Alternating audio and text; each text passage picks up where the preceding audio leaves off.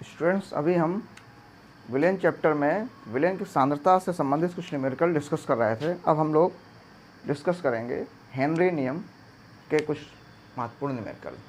देखिए स्टूडेंट्स, जो रसायन विज्ञान के जो न्यूमेरिकल के जो टॉपिक हैं उनमें न्यूमेरिकल मुख्य रूप से एनसीईआरटी के ही आते हैं।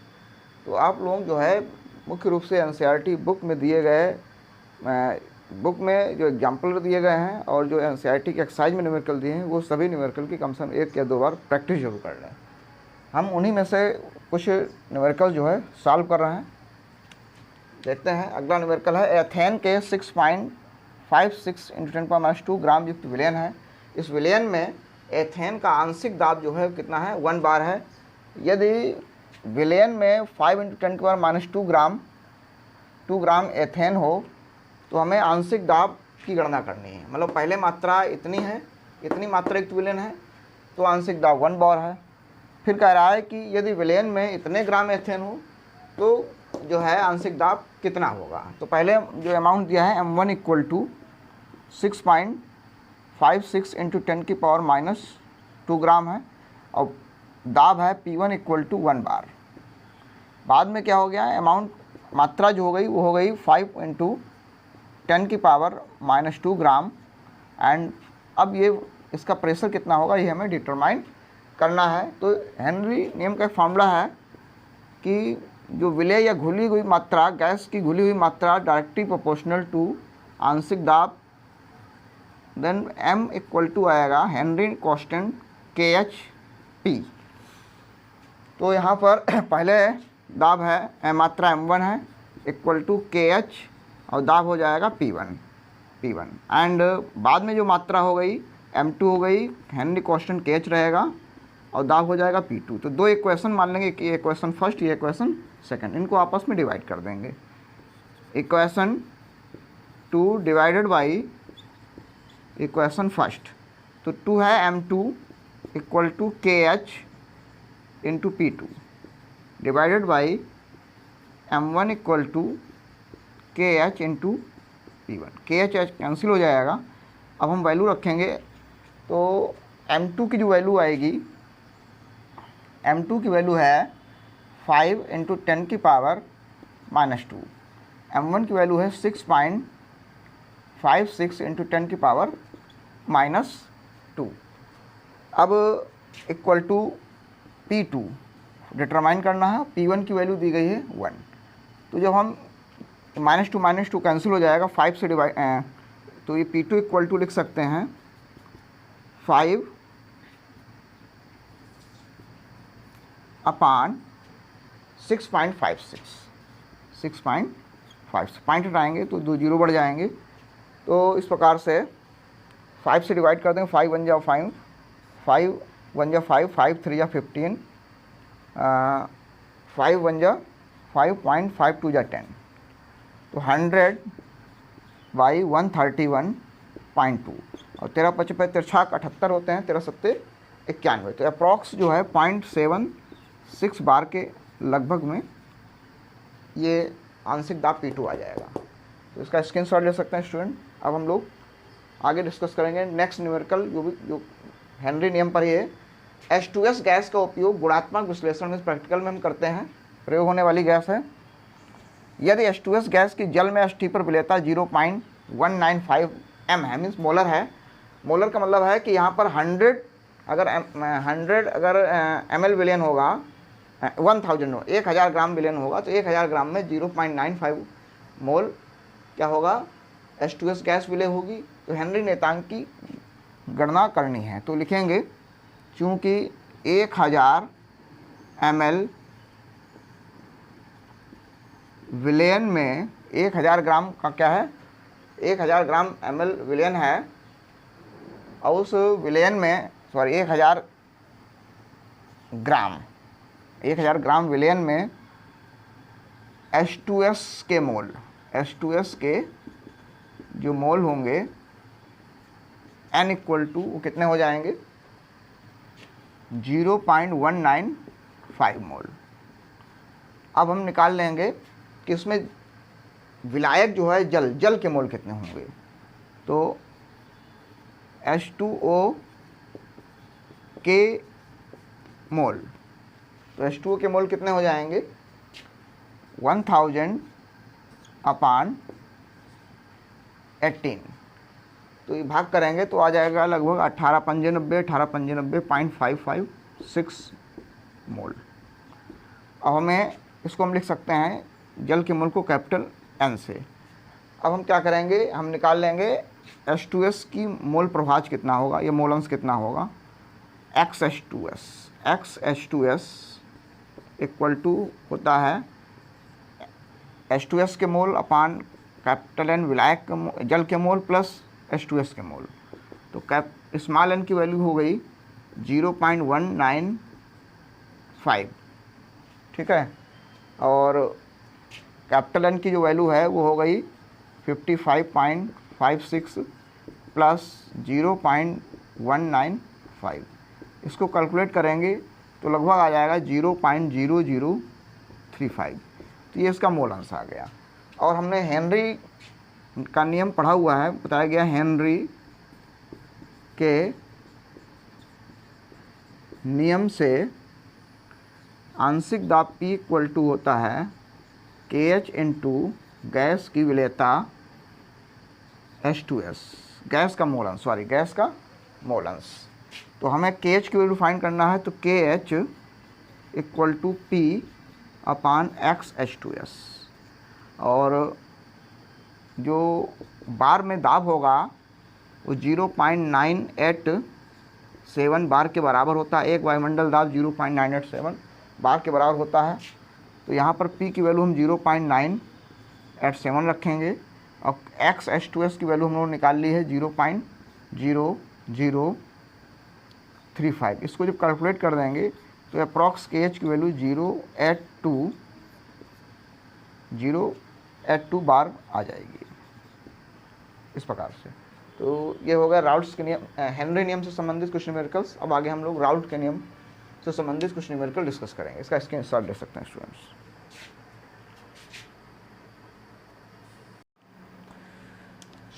अब हम लोग डिस्कस करेंगे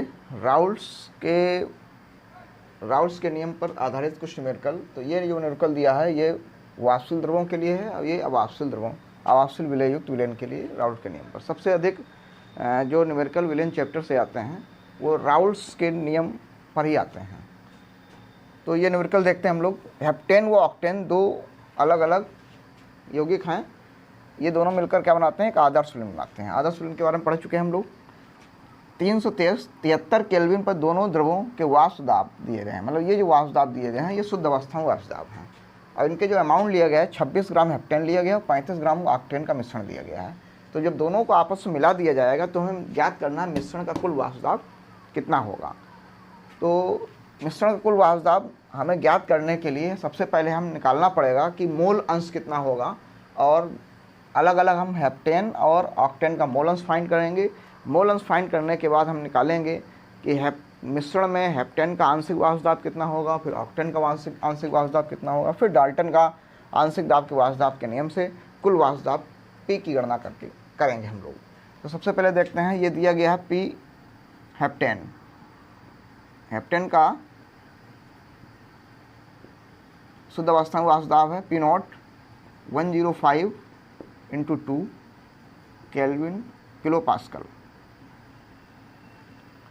इसी प्रकार से P ऑक्टेन नॉट हो जाएगा, इसकी वैल्यू है 46.8 किलो पास्कल। ये अणुभार दिया गया है, भार दिया गया है W1 हेप्टेन का भार मान लेंगे W1 26 ग्राम और ऑक्टेन का अणुभार W2 हो जाएगा 35 ग्राम। अब हेप्टेन का अणुभार निकाल लेंगे। हेप्टेन का फार्मूला होगा C7H16, तो 12 × 7 प्लस 1 × 16 1 × 16, तो 12 सत्ते 84 प्लस 16 तो आ जाएगा ये 100। ये हो जाएगा M1। ऐसे ऑक्टेन का निकालेंगे। ऑक्टेन होता है H18 का अणुभार M2 इक्वल टू हो जाएगा 12 × 8 + 1 × 18, तो 96 + 18 114 आ जाएगा। अब हम निकाल लेंगे दोनों के मोल। तो आप सबसे पहले निकाल लेंगे हम हेप्टेन के मोल, एन हेप्टेन। तो हेप्टेन का अणुभार W1 भार W1 और भार M1, तो 26/100, तो यह जाएगा 0.26 मोल। ऐसे ही निकाल लेंगे N ऑक्टेन। तो N ऑक्टेन जब निकालेंगे तो हो जाएगा W2/M2, तो W2 है हमारा 35/114, तो ये वैल्यू जो आ जाएगी हमारी लगभग 0.307 मोल। ठीक है, अब इससे मोल अंश निकाल लेंगे। मान लिया हम हेप्टेन का निकाल लेते हैं मोल अंश, तो एक्स हेप्टेन इक्वल टू आ जाएगा n heptane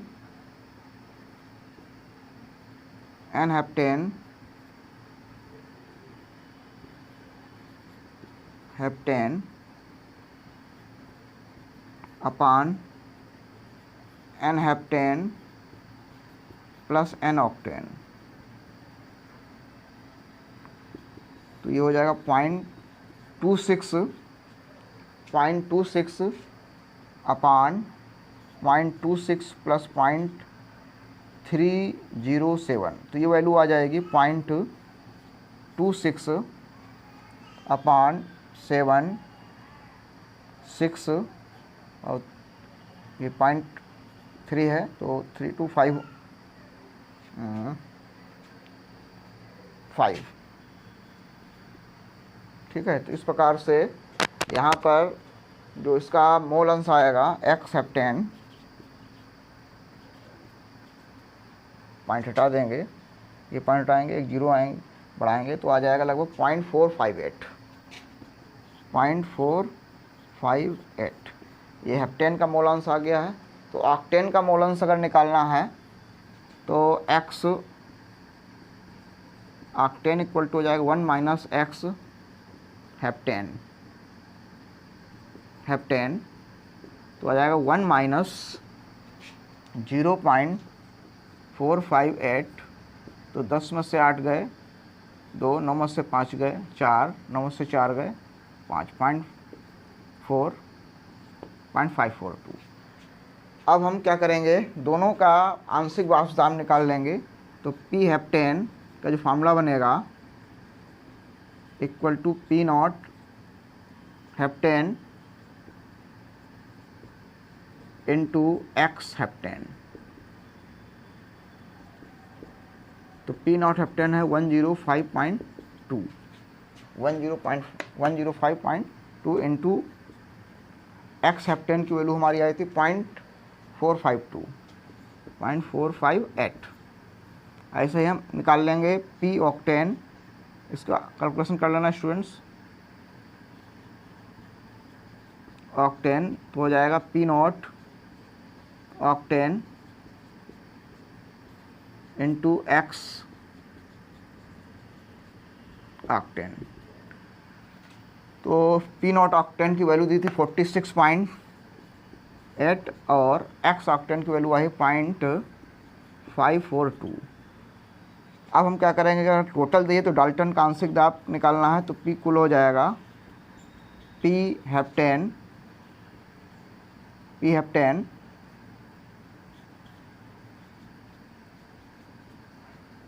plus P octane. तो P हेप्टेन की वैल्यू यहाँ पर रखेंगे मल्टीप्लाई करके, और P ऑक्टेन की वैल्यू रखेंगे, तो तुम्हारा जो आंसर होगा वो लगभग आ जाएगा 73.5 किलो पास्कल। तो सबसे पहले क्या करेंगे हम अगर हमें कुल वाष्प दाब अगर ज्ञात करना है पूरे विलयन का, तो हमें दोनों के जो पदार्थ हैं जो विलेय विलायक, इनके हमें मोल निकालने होंगे। मात्रा से मोल निकालने के बाद इन दोनों का मोल अंश ज्ञात करेंगे। मोल अंश निकालने के बाद हम दोनों के अलग अलग आंशिक दाब निकाल लेंगे। अब दोनों के आंशिक दाब को जोड़ दिया जाएगा तो हमारा ये कुल दाब आ जाएगा। तो स्टूडेंट्स समझ में आया होगा किस प्रकार से न्यूमेरिकल लगाया गया है। इसी प्रकार से और भी न्यूमेरिकल एक्सरसाइज से लगा सकते हैं, एनसीईआरटी एक्सरसाइज से। इसको नोट कर लीजिए, फिर अगला न्यूमेरिकल देखते हैं हम लोग। अब नेक्स्ट न्यूमेरिकल देखते हैं। एक अवापशील विलेय पदार्थ का 2% जलीय विलयन विलायक के सामान्य क्वथनांक पर 1.004 बार दाब आरोपित कर देता है, तो कहना है विलेय का अणुभार निकालना है। तो ये जो है राउल्ट के नियम से लगेगा, लेकिन अवापशील विलेय युक्त विलयनों के लिए राउल्ट के नियम के फॉर्मूले से लगेगा। तो बताया गया वाष्प दाब में आपेक्षिक अवनमन विलयन में विलेय के मोल अंश के बराबर होता है।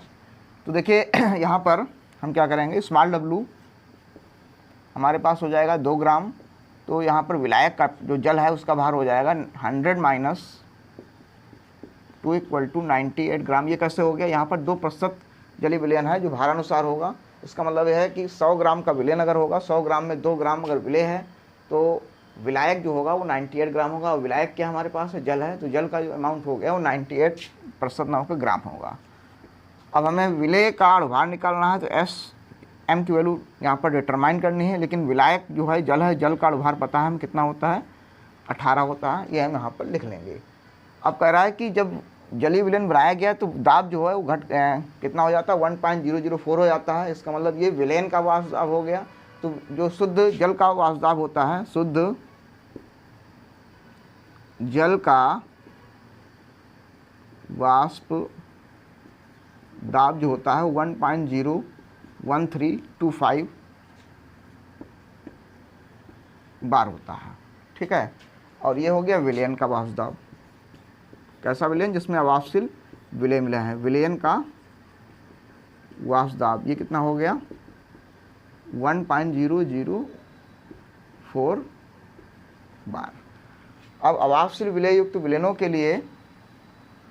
के लिए हम लोगों ने स्टडी किया हुआ है formula P0 minus PS upon P0 equal to small n upon capital N, विलेय का मोल अपान विलायक के मोल, जिसको हम लिख सकते हैं small w upon small m into capital W अपान ऊपर चला जाएगा कैपिटल M। तो P0 की वैल्यू हो गई, ये तुम्हारा शुद्ध वाष्प दाब हो गया, ये P0 होगा। और ये विलयन है, इसको हम PS कहेंगे। क्या कहेंगे, PS, ये PS है। तो 1.01325 minus 1.004 upon 1.01325 equal to small w हमारा कितना हो जाएगा, स्मॉल w 2 और m हो गया 18, और स्मॉल m डिटरमाइन करना है, और कैपिटल W हो गया 98 हो गया। ठीक है, यहाँ पर कुछ कर सकता है, 2 से डिवाइड कर दें हम, 2 चौके 8, 1 बचेगा, 2 ने 18। इनका दोनों का डिफरेंस कर लें तो लगभग 13 में से 9 जाएंगे, 4 जाएंगे तो 9 बचेंगे, तो लगभग 0.009 अपान ये आ जाएगा 1.01325 इक्वल टू ये हो जाएगा 18/49 m। तो m की वैल्यू अगर डिटरमाइन करनी है तो देखिए किस प्रकार से लगाएंगे हम, आगे इस साइड में देख लेते हैं यहाँ पर। तो m की वैल्यू फाइंड करनी है तो m इक्वल टू हो जाएगा, ये आपस में मल्टीप्लाई हो जाएंगे। ये 9 से इसको चलो अगले स्टेप में कर लेते हैं। 1 2 3 4 5 1 2 3 4 5 1 2 3 2 जो बढ़ जाएंगे, पॉइंट हट जाएंगे। ठीक है, तो ये बचेगा 1 2 3 4 5 1 2 3 4 5। तो अगर हम इसको डिवाइड करेंगे तो 18 1 18 जाएगा, 18 पंजे 90 5 0 आ जाएगा। तो m की वैल्यू जो आएगी ये आ जाएगी 1.01325 बाई 49 इंटू 50, 5 से डिवाइड कर सकते हैं, 5 1 जा 5, ये हो जाएगा 5 2 जा 10, 5 दूनी 10 हो जाएगा। फिर 1 में जाएगा नहीं, जो है न जाने का 0 लेंगे, हो जाएगा 13, तो 5 दूनी 10 चला जाएगा। फिर 3 बचेंगे, हो जाएंगे 32, 5 छक्का 30, फिर से 2 बचेंगे तो हो जाएगा 5 25। ठीक है, तो 2026.5 कर लेंगे, या ऐसा रहने दो 65 5 490। इसको हल करेंगे तो लगभग इसका जो मॉलिक्यूलर वेट आता है वो 41.36 ग्राम पर मोल के आसपास आ जाएगा। ये डिवाइड कर लेना, आंसर लगभग इसी के राउंड फिगर में आएगा। तो स्टूडेंट्स, ये जो है एक न्यूमेरिकल वाष्पशील द्रव्यों के लिए हो गया, एक हो गया अवाष्पशील द्रव्यों के लिए। अब हम लोग स्टडी करेंगे क्वथनांक के उन्नयन और हिमांक के अवनमन पर कुछ न्यूमेरिकल्स। इसका स्क्रीनशॉट ले सकते हैं स्टूडेंट्स। अब हम लोग डिस्कस करेंगे क्वथनांक के उन्नयन और हिमांक के अवनमन पर एक एक न्यूमेरिकल्स।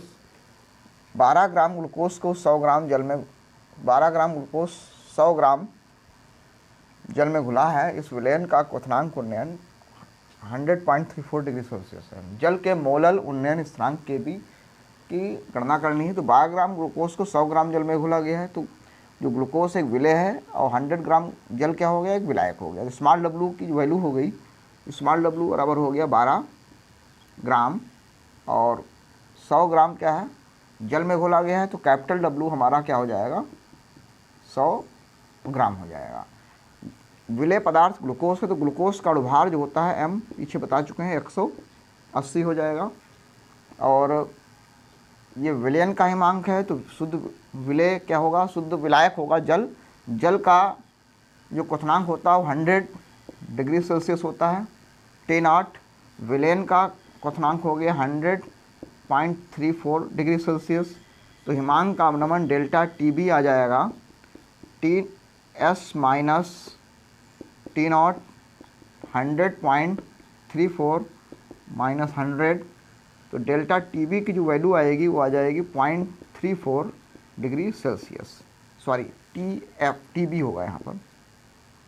फॉर्मूला हम लोगों ने पढ़ा है delta TB equal to KB into small w 1000 upon small m capital W। अगर हमें KB डिटरमाइन करना है तो KB इक्वल टू आएगा delta TB into small m into capital W upon small w into 1000।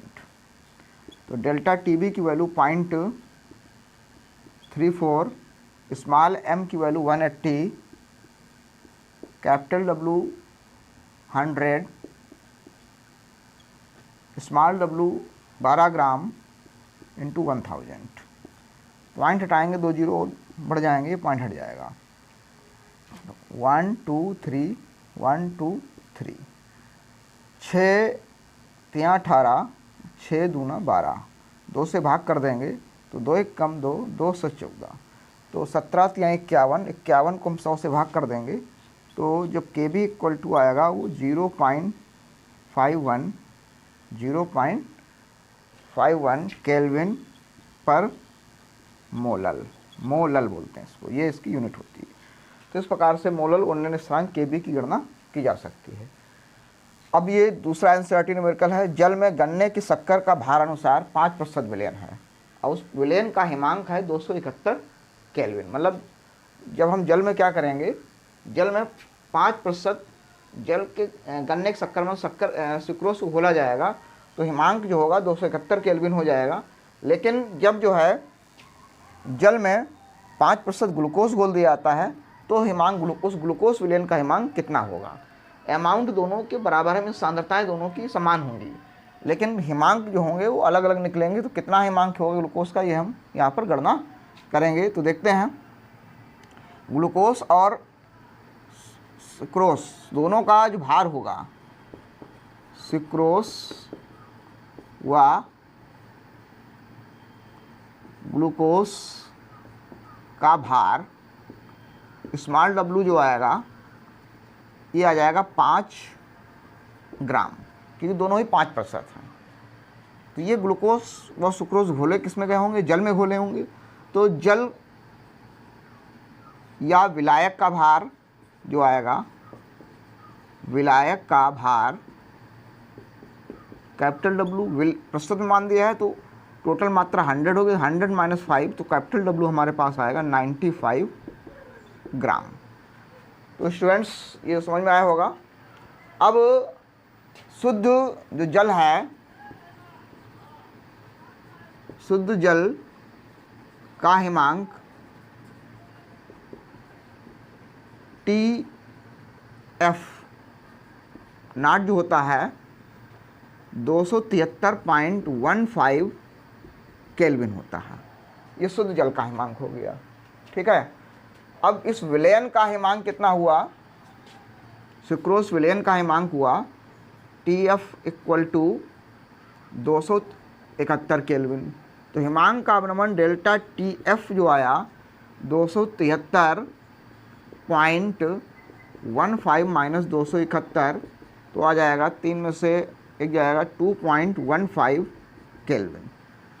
अब हम लोगों ने फार्मूला पढ़ा हुआ है delta TF equal to KF small डब्लू 1000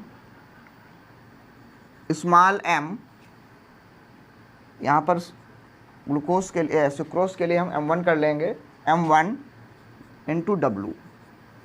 यहाँ W1 W2 इसलिए नहीं लिखा गया क्योंकि मात्राएं जो हैं वो इक्वल हैं।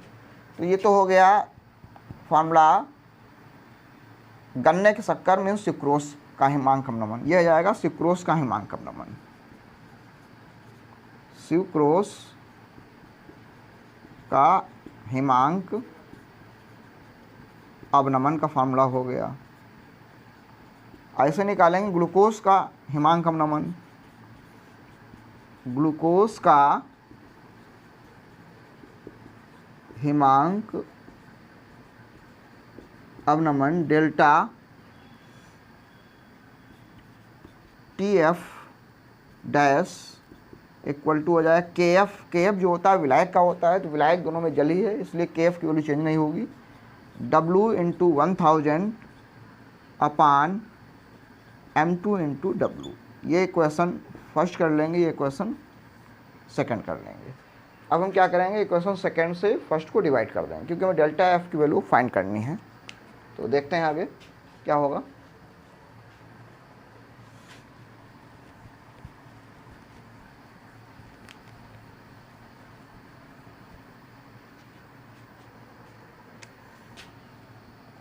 Students equation 2 divided by equation first.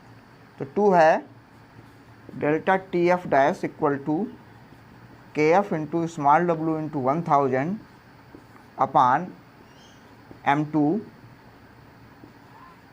Into capital W upon delta TF equal to KF small w 1000 upon M1 into capital W।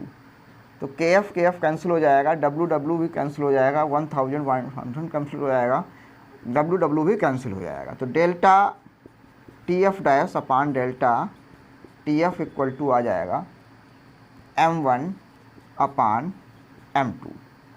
Then delta TF dash equal to, ये मल्टीप्लाई में चला जाएगा, delta TF into M1 upon M2। Value put करेंगे जब, तो delta TF dash equal to delta TF है 2.15, ये value दी गई है 2.15। M1 की वैल्यू है, M1 की वैल्यू दी गई है, M1 जो है हमारा शक्कर है। तो शक्कर का जो अणुभार है ये होता है 342 निकाल सकते हैं फार्मूले से C12H22O11 से। और ग्लूकोज का अणुभार होता है 180। इसको जब हम कैलकुलेट करते हैं तो ये वैल्यू आ जाती है 4.085 केल्विन। तो ये डेल्टा TF में कितना इस विलयन का जो हिमांक अवनमन हुआ ये वैल्यू आ गई। और डेल्टा TF डैश का फॉर्मूला जो होगा वो टी नाट माइनस टी एफ डैश के इक्वल होगा। टी एफ डैश के इक्वल होगा। टी एफ डैश होगा आपके विलयन का हिमांक। ये हिमांक का अवनमन है, तो हिमांक का अवनमन आ गया है 4.085 इक्वल टू टी नाट हो गया 273.15 माइनस टी एफ नॉट हमें निकालना है। तो टी एफ नॉट जब निकालना है तो T F naught equal to आ जाएगा, T F naught equal to 273.15 minus 4.085, तो ये आ जाएगा, इसको जब डिफरेंस करेंगे 269.07 केल्विन। तो ये इसका आंसर होगा। तो स्टूडेंट समझ में आया होगा कि किस प्रकार से हमने इस ग्लूकोज विलयन के हिमांक की गणना की है। सबसे पहले क्या किया, दोनों के भार लिख लिए गए, शुद्ध ग्लूकोज और ग्लूकोज सुक्रोज का विलायक का भार लिखा गया। शुद्ध जल का जो हिमांक होता है वो 0 डिग्री सेल्सियस 273.15 केल्विन होगा, क्योंकि यहाँ पर वैल्यू केल्विन लिखा गया इसलिए यहाँ भी वैल्यू केल्विन में लेंगे।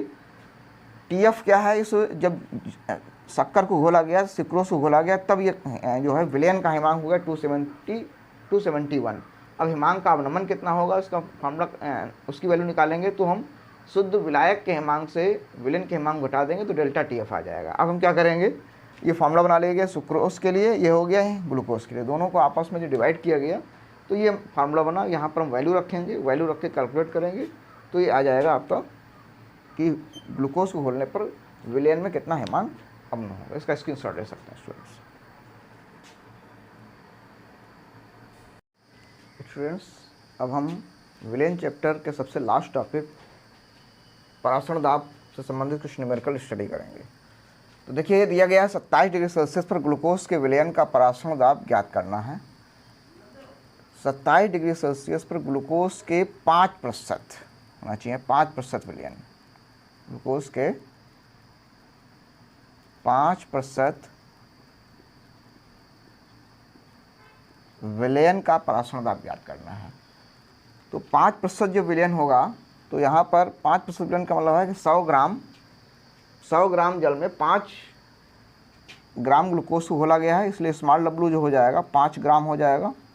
ग्लूकोज का भार स्मॉल एम हो जाएगा 180। 27 डिग्री से घोला गया तो टी हो जाएगा 27 + 273 से केल्विन होना चाहिए, हो जाएगा 300 केल्विन। आर की वैल्यू जो होगी 0.0821 लीटर एटीएम पर केल्विन पर मोल, ठीक है। और वॉल्यूम जो होगा यहाँ पर, हाँ वॉल्यूम तो लिखा ही नहीं, 5 ग्राम ग्लूकोज को 100 ml में घोला जाता है, इसलिए वॉल्यूम जो होगा 100 ml होगा।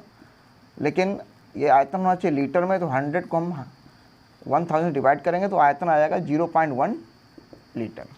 फार्मूला होगा पाई इक्वल टू WRT/mv।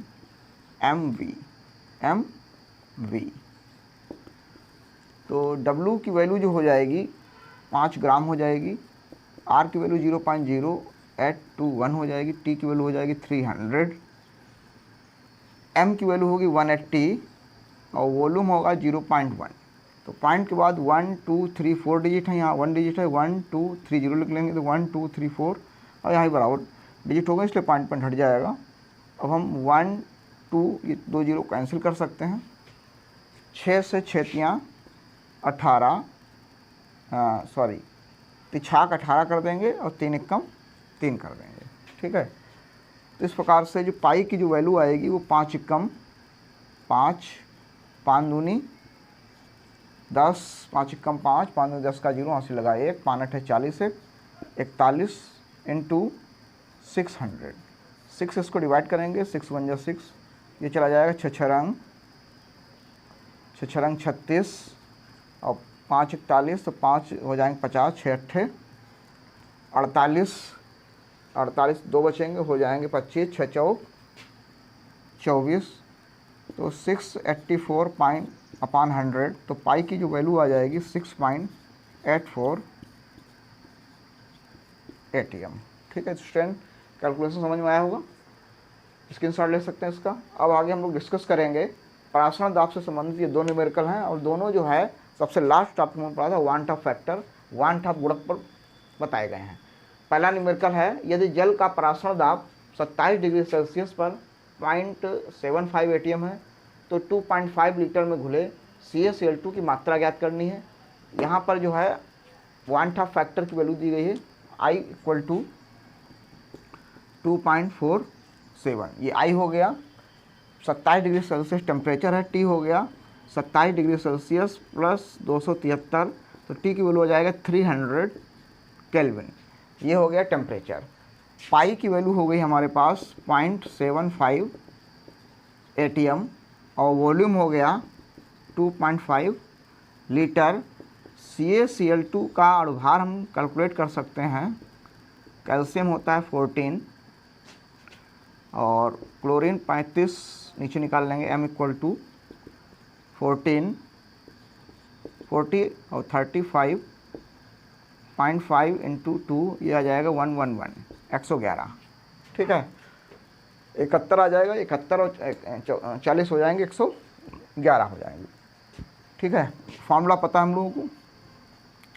यदि वांट ऑफ फैक्टर दिया गया है तो पाई इक्वल टू, तो IWRT अपान MV हमें डिटरमाइन करना है। W तो देन W मीन्स मात्रा निकालनी है, तो W इक्वल टू आ जाएगा formula W equal to pi MV upon IRT। ठीक है, R की वैल्यू लिख सकते हैं, यहाँ पे लिख देते हैं 0.08 0.0821 यूनिट का मतलब होता है लीटर ATM पर केल्विन पर मोल। यहाँ पर यूनिट हमने कंप्लीट लिखी हुई है। तो पाई की वैल्यू जो आ जाएगी, सॉरी W की जो वैल्यू आएगी कैलकुलेशन करने पर, देखिए पाई है 0.75, M है 111, V है 2.5, V की वैल्यू दी गई है 2.5, I हो गया 2.47, R हो गया 0.0821 और टेम्परेचर हो गया 300। अब पॉइंट के बाद यहाँ 2 डिजिट है, नीचे भी 2 डिजिट है, पॉइंट ये हट जाएंगे। यहाँ पॉइंट के बाद 1 2 3 4 डिजिट है, यहाँ 1 डिजिट है, 3 जीरो बढ़ा लेंगे और ये पॉइंट हटा देंगे। ठीक है, अब जो है ये 2 जीरो कैंसिल हो जाएंगे, 30 से ये कट जाएगा, ये आ जाएगा 3 दूनी 6 75 है और 3 15। तो इसको जब कैलकुलेट करते हैं तो ये लगभग जो आता है 3.42 ग्राम। कैलकुलेशन इसका स्टूडेंट्स कर लेंगे जो सभी लोग। तो ये हो गया जो है, इस प्रकार से हम यदि वांट ऑफ फैक्टर दिया हो गया होगा तो जो है किस परासरण दाब से हम जो वैद्युत अपघट्ट है उसके अणुभार की गणना कर सकते हैं। इसी प्रकार का एक NCERT सबसे लास्ट में दिया गया NCERT न्यूमेरिकल है, 2 लीटर जल में 25 डिग्री सेल्सियस पर पोटेशियम सल्फेट के 25 मिलीग्राम को घोलने पर प्राप्त विलयन का परासरण दाब कितना होगा यदि K2SO4 पूर्णतायनित है। जब K2SO4 पूर्णतायनित होगा तो जो I की वैल्यू जो होती है वो सभी टोटल आयंस के इक्वल हो जाती है। तो इसको स्क्रीनशॉट ले लें, फिर देखते हैं लास्ट न्यूमेरिकल।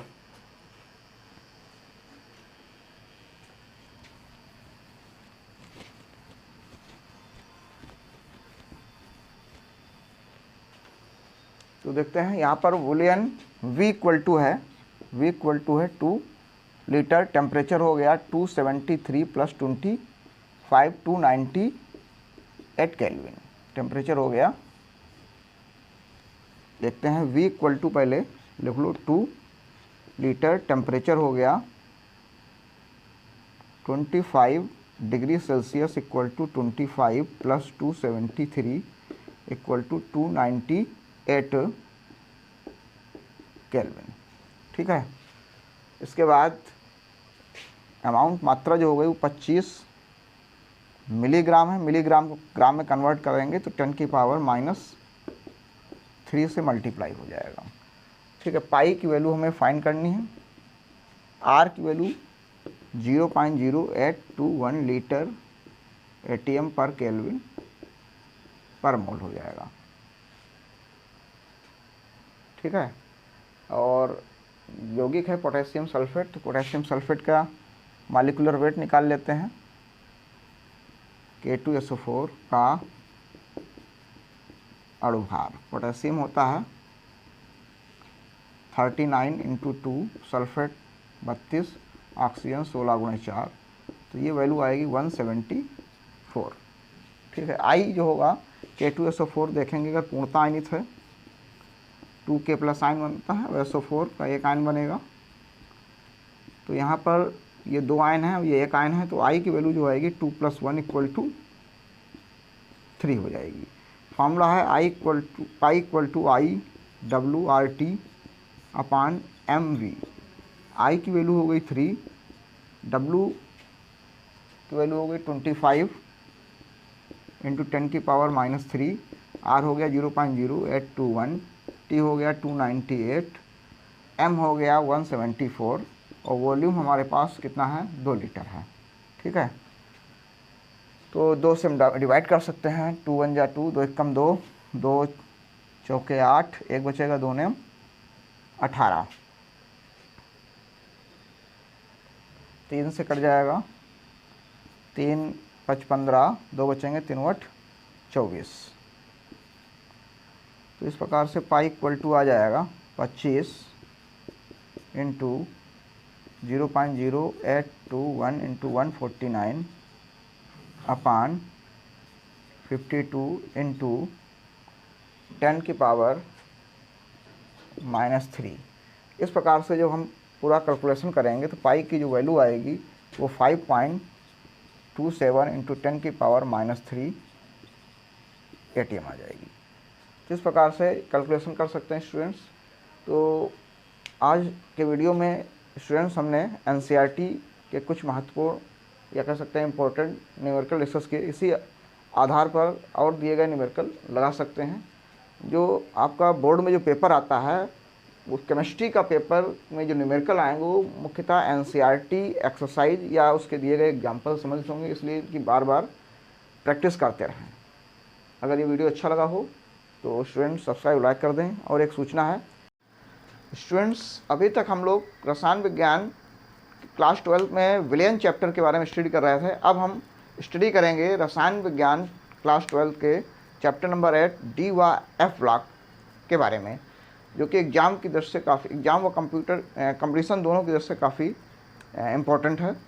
और जो वीडियो अपलोड का जो टाइमिंग होगा वो मॉर्निंग के बजाय इवनिंग होगा, शाम को 8 बजे सभी वीडियो लाइव किए जाएंगे। तथा जो है अब केमिस्ट्री के साथ साथ क्लास 12 की फिजिक्स के भी वीडियो आप लोगों को मिलेंगे जो है। और इसी प्रकार से प्रोत्साहन अगर मिलता रहा है स्टूडेंट्स तो क्लास 11 की भी क्लास हो सकता है 15 जुलाई के आसपास से शुरू होगी, जिसमें केमिस्ट्री और फिजिक्स दोनों के वीडियो आप लोगों को मिलेंगे। Thank you.